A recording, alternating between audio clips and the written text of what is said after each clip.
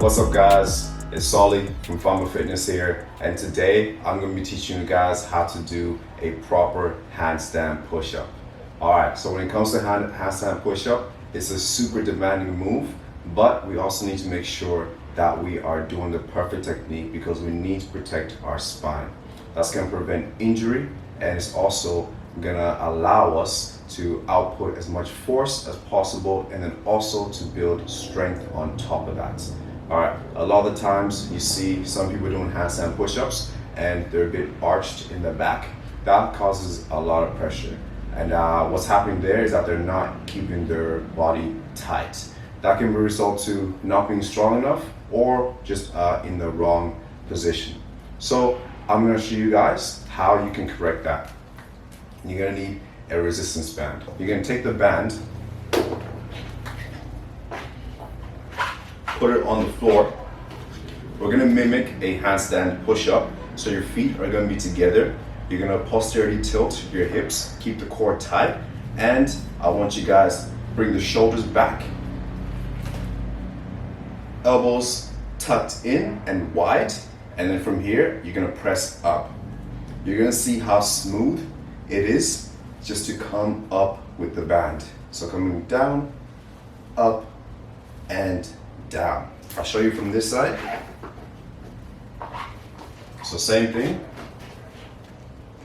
So posteriorly tilt the hips, core nice and tight, shoulders back, and elbows tucked in. From here, pressing up. As you can see, my body is nice and straight. Arms are coming up nice and smoothly. This here is a great drill for you guys to understand what position you're trying to be in when you're doing the handstand push-ups. So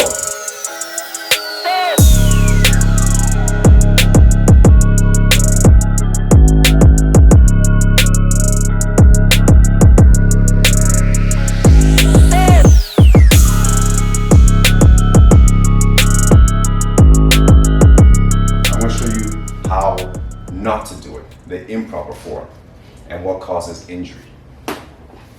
All right.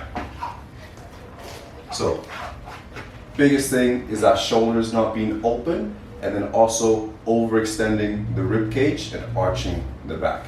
So, I'm going to show you guys the reason why your shoulders need to be wide and also tucked in is to give you that smooth motion. So, open up the shoulders. If your elbows are narrow and in front of you, look at this. You're not going to be able to fully extend the arm. It's a lot more difficult. This is as far as you're going to go because your shoulder it's locked. You're not able to move. So what people normally do is they then arch the back, opening up the rib cage, and then up into that handstand, and then back down. So this is what you will normally see.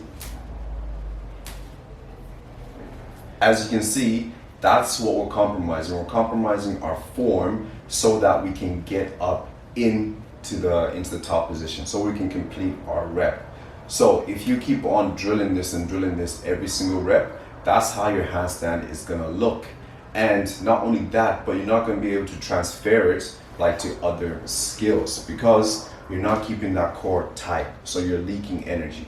The reason we keep our core tight is so that first, you protect your spine, limit injuries, and then also that the strength that we gain, we're able to gain strength from that movement and we're able to transfer it to a harder progression or something completely different to the skill of handstands. That's it guys. You want to make sure that your reps are as perfect as possible.